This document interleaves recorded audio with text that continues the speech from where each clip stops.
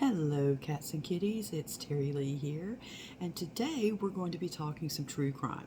Now, I know when we do true crime, I'm usually in black and white, but I was just feeling the color today, even though I'm not wearing a lot of color, but just feeling like doing the color thing today. And today we're going to talk about Herbert Mullin. Now, if that name sounds familiar, it's because I talked to you just a tiny bit about him during the Ed Kemper video. Herbert Mullin was the guy who was killing at the same time in the same area as Ed Kemper. So we're going to learn a little bit more about him today. I thought you guys might like to know a little bit more about him. Now, I've got a lot of notes and a lot of stuff to talk about, so I've got to put on the sexy glasses. Bam. All right. Let's talk a little bit about the origins of Herbert Mullin. Mullin was born on April the 18th, 1947, so a year before Ed Kemper. He was born in Salinas, California, which is near the West Coast and about halfway between Redding and Los Angeles. When Mullin was 5, his family moved to a farming community outside of San Francisco, but they would later move to Santa Cruz County, where a lot of this is going to take place, and they would move to a city called Felton, and this is where he would actually go to high school and his family would live for quite some time. Now, Mullin's father was a World War II vet, and he liked to tell war stories to Mullin, and he also showed Mullin how to use a gun. All of that was very common back in the day. A lot of World War II vets that became fathers did that. Didn't necessarily mean that your son was going to become a serial killer. So, let's not necessarily think that that was the cause. I could not find any record of his parents divorcing. So as far as I know, he had a good family life. He was popular in high school in Felton. He was on the football team. He had friends. He had a girlfriend. And ironically, he was voted most likely to succeed. So that was a bit ironic, yes. He graduated in 1965 and he went to Cabrillo College where he wanted to be an engineer. But there was something that happened early on in his college career that would really change his life and possibly trigger some of the mental issues that he had, or maybe bring them to the forefront, not sure. But his best friend died in a car accident, and this accident just radically changed Mullin's life. He built a shrine to his friend, and he would spend hours at that shrine. He became fascinated with reincarnation. He actually changed his college major. He switched from engineering to philosophy with studies in Eastern religions. So he really just, he thought that his friend's death was part of some great cosmic plan, and just really, really viewed the world in a different way after this. In 1969, Mullin's family committed him to the Mendocino State Hospital, which is a psychiatric facility, but he only stayed there for a short time. He spent the next few years just kind of drifting around, taking odd jobs. He would spend short amounts of time in other mental hospitals, but never any extended amount of time. He was briefly once a boxer, but that ended when they actually had to pull him off of an opponent because he wouldn't stop beating him up. Not long after that, he was evicted from an apartment because he would be pounding on the floor and shouting at people that weren't there, telling them to be quiet. So at the same time, he is also getting heavily into LSD and amphetamines and smoking a lot of pot, and just basically indulging in a lot of drugs, and also getting to be part of the counterculture, the counterculture lifestyle, getting into yoga and meditation. Not saying that's a bad thing, just saying that was part of what he was getting into. He claimed to be bi everything. And by that, I mean bisexual, bipolitical, bicultural, and even biracial, which he was not. So, he was just getting into some really interesting a lot of drug-fueled stuff going on right now. In 1972, he tried to join the Coast Guard, but he failed the psychiatric exam. Not the big shock there. By his mid-20s, Mullin had been diagnosed with schizophrenia paranoid type. and he was using pot and LSD even more frequently. In 1972, Mullin moved back in with his parents in Felton, and it was about this time that he began to really think about his birthday, April the 18th. He began to see that, or began to think that there was a big significance to that. And the significance that he put to it was that it was the same date on the calendar as the 1906 big earthquake that took place in San Francisco. So he thought that there was some sort of cosmic something or other to the fact that he was born on April the 18th and the 1906 San Francisco earthquake took place on the 18th. And he believed that there needed to be a blood sacrifice to stop cataclysmic earthquakes from coming and destroying the world. And he had believed up to this point that the Vietnam War had provided that sacrifice for the United States. But now, in 1972, American involvement in the Vietnam War was starting to pull back. We were starting to wind down with our involvement, and he was concerned that there was not going to be enough of a blood sacrifice to stop this cataclysmic event from happening. So he believed that he needed to start killing to keep up the blood sacrifice. And he also believed that his father, through telepathy, was telling him to kill. He was ordering him to kill people for this purpose, to save the world. So, on October the 13th, Mullin pretended to have car trouble. And 55-year-old homeless person, Lawrence Whitey White, came by to help him out. And he said, I'll help you out in exchange for a ride. And Mullin was like, cool.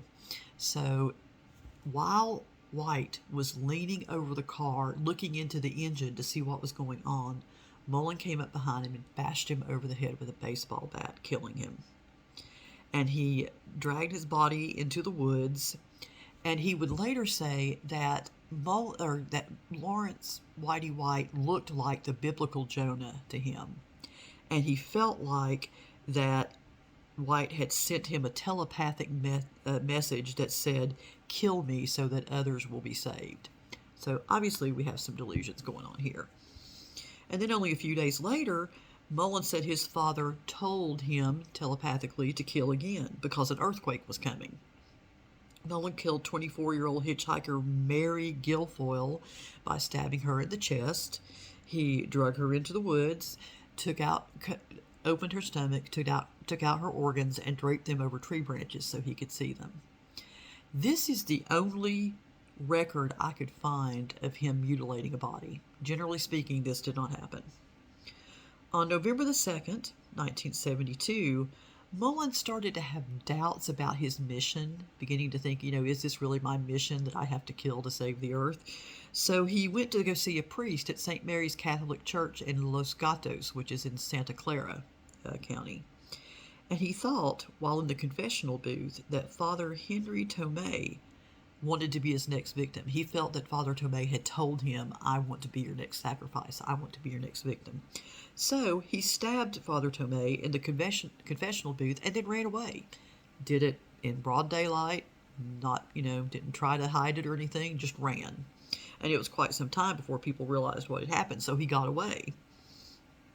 And it was after this murder, a few months after this murder, that Mullin attempted to join the Marines, because he felt like if he could join the Marines, then he could legally carry out his mission of blood sacrifice.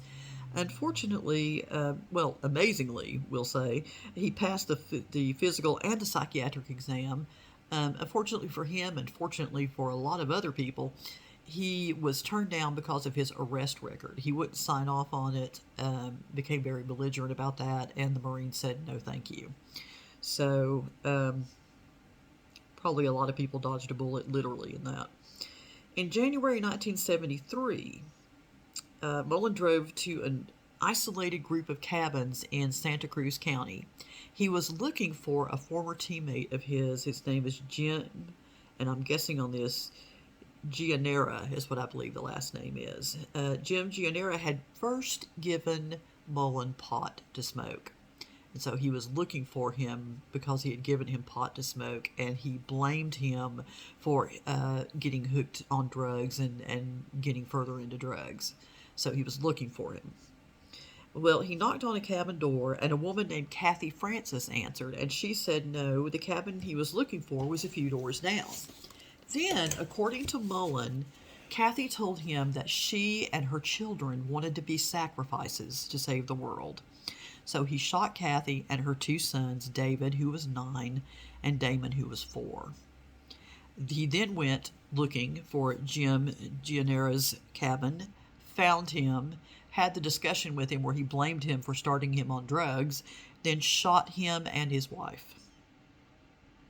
On February 10th, 1973, so this is just a little while later, while hiking in the Santa Cruz State Park, Mullin found 4 teenage boys. Their names were Robert Spector, he was 18, Brian Scott Card, 19, David Oliker, 18, and Mark Dralbibes. I'm guessing on that. He was 15. And he came across them. They were camping illegally.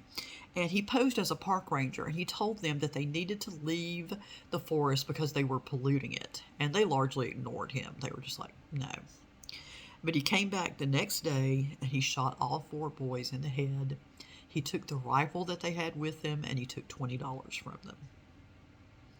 And the next killing was less than a week later. Mullin was driving his station wagon in Santa Cruz. He saw 72-year-old Fred Perez out working in his garden. Mullin actually did a U-turn, turned around, came back, got out of the car, put his rifle over the hood of the car in order to brace it, and shot Perez in the heart. And he did this in front of Perez's neighbor in broad daylight, in front of everybody. But Perez's neighbor actually happened to see Mullin get in his car and drive away, and took down his license plate number and called the police. So a few minutes later, the police actually pulled over Mullins without incident. And the rifle that he had used to kill Perez and the pistol that he had used in the cabin murders were still in the car. The reason it had taken so long for police to piece together what Mullin was doing was because that he used several different methods to kill. He had bludgeoned, he had stabbed, he had shot.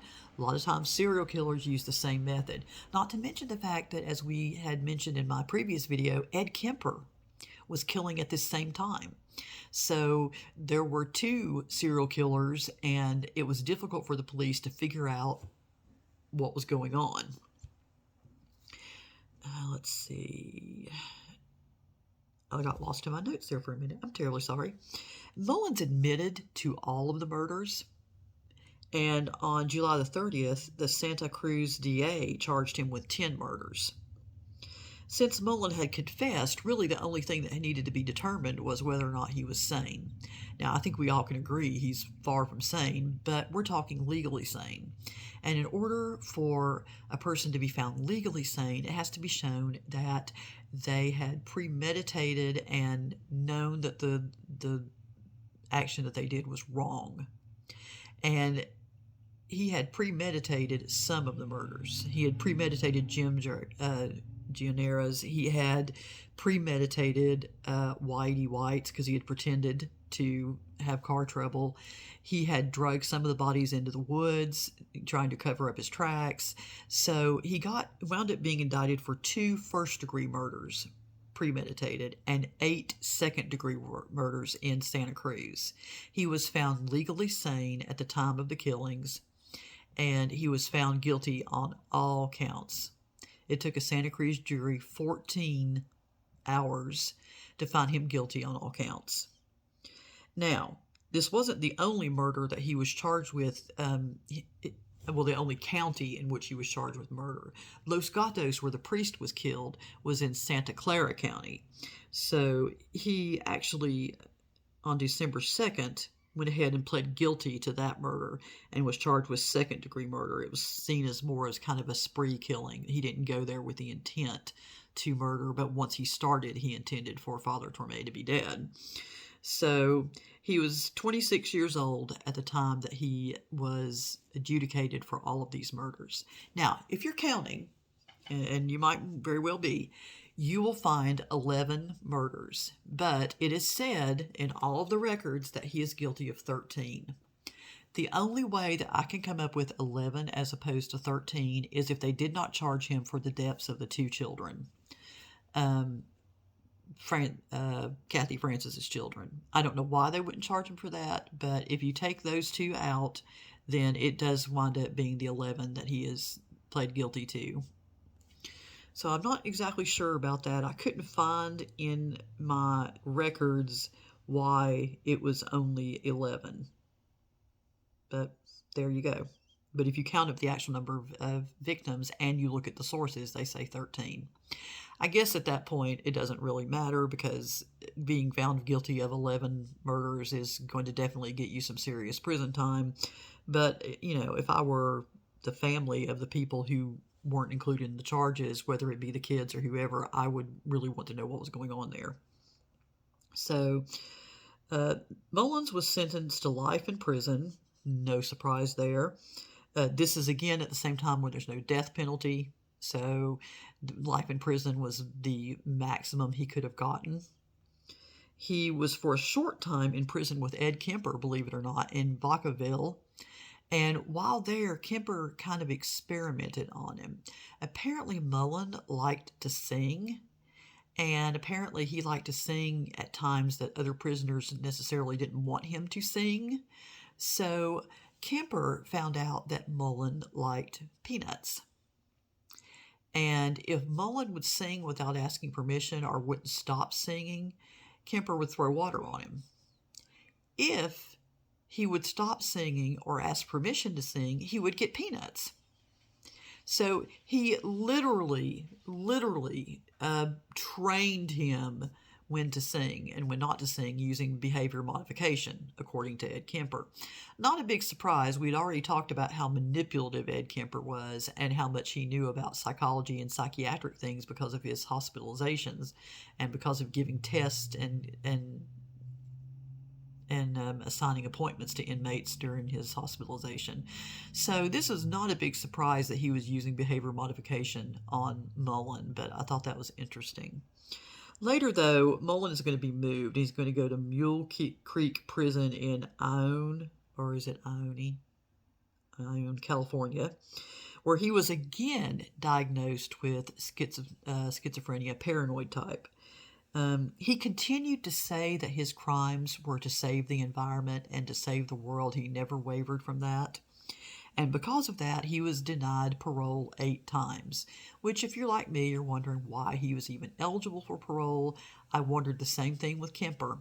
I mean, I guess it's good that the parole board realized over and over again with Kemper and with Mullin that they didn't need to be out. But you just have to wonder why. How many people do you have to kill to get life without parole? Apparently it's more than 13. So that was kind of amazing. On August the 18th, 2022, so just recently, Mullin died from natural causes at the California Healthcare Facility. He was 75 years old. So that is the other killer that was